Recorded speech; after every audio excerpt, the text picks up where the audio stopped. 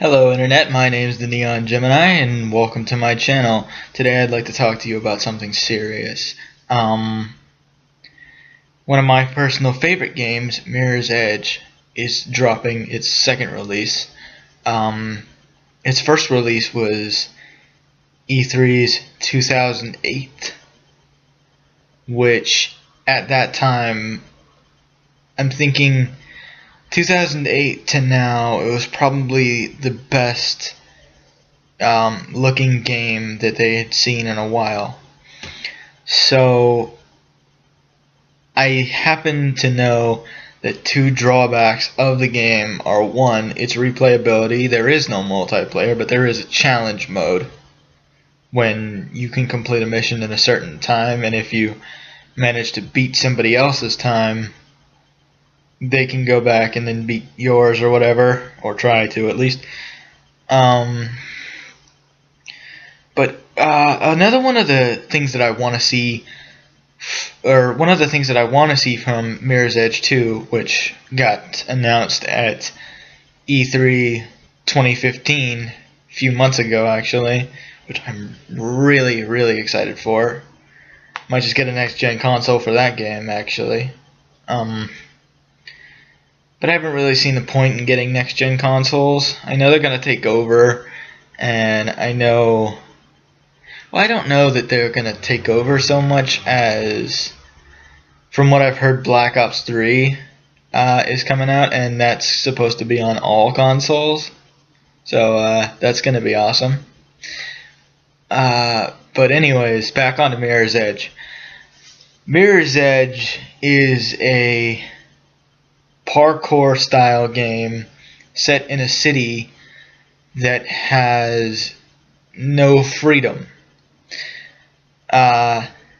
You play as Faith, who is a runner. Basically, they go against the cops and they fight authority. Basically, like those hacker groups and all the groups that you see nowadays, which, if you look at the back wall, there's a Guy Fawkes mask, ironically. But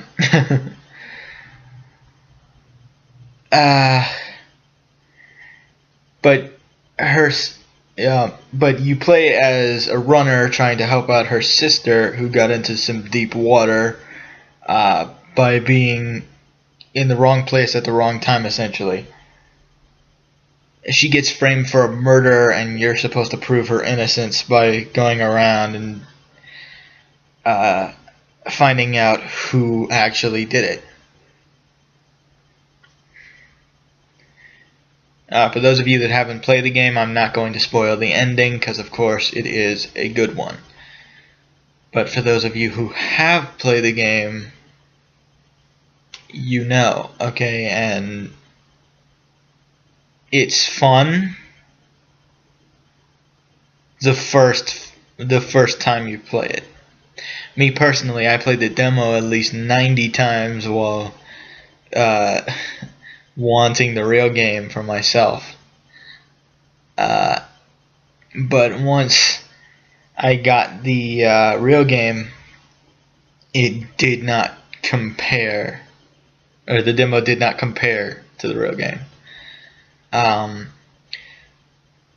The fluid motions in the game, I only hope that they bring back in Mirror's Edge 2. I hope they keep the same controls. I hope they don't change a thing controls wise, but I know they're going to change the graphics and make them higher and basically bring back all of the same storyline elements that you would come to expect from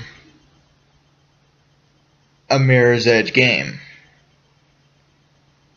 It's made by DICE and EA, two great companies that I expect a lot from. The only thing is, there is replayability if you buy the DLC, which I don't necessarily like. I mean, me personally, I think if you if you want the DLCs, then you should, or me personally, I think if you put extra content in the game, then that should be added on to the original price of the game, and you should just get the extra content for free. Because DLC just means you pay more for the game you've already got. It's pointless, really. I mean, I went through this with other games as well, and that sucked as well. Oh, great. Now I'm probably going to have to name this video something ironic like Bashing Mirror's Edge 2. Or Bashing Mirror's Edge and Hopes for Mirror's Edge 2. But I just, in all honesty, like, companies, as of late, specific companies, I'm not going to mention which ones, of course, because then they'll try to flag this video as well. But companies all over are messing with YouTubers, and I don't know, I just don't like it. But that leave that up to Angry Joe to rant about. Which Angry Joe's a good guy. I like him. I've never actually met the guy, but I'm assuming that if I did, he'd be a good dude.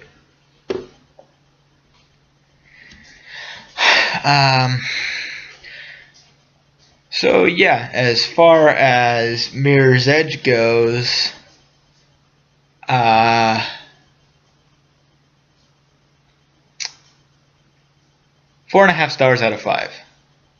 Mainly because of the non-replayability. Like, you play the game once and then like months later you forget about it and you play it again, or maybe you're playing challenge mode until the next game comes out. But honestly, it's not the best when it comes to parkour style games. I mean, there are others that can definitely compare. But when it comes to first person parkour style games, it's uncomparable. I understand as far as first person stuff goes that they have to put a lot more detail into the way things look, because you're supposed to be looking through the eyes of the character, like their eyes are essentially yours. And so they have to put a lot more detail into the buildings and things like that. And I noticed they did that in Mirror's Edge, which is the one thing that I was really, really shocked and happy about, because there was just so much detail and things that you could do, and you never really got lost because they had such a brilliant mapping system that I've never seen with any other game, which is really, really cool. My hopes for Mirror's Edge 2 is that it explains a lot more about the main character and how she came to be who she is now, and you know, all the tattoos and things like that. Like, this eye tattoo is cool, but I kind of want to know about like what it symbolizes and things, and what the runners stand for. Like, basically they just threw you in and kind of threw you headlong first into a storyline that didn't really make any sense to begin with. Like, you're a runner, but the background story of that is they're package delivery people that actually exist, and it's... Anyways, before I start a rant here, I've been the Neon Gemini. You guys have been great, and thanks for listening to my rants. See ya.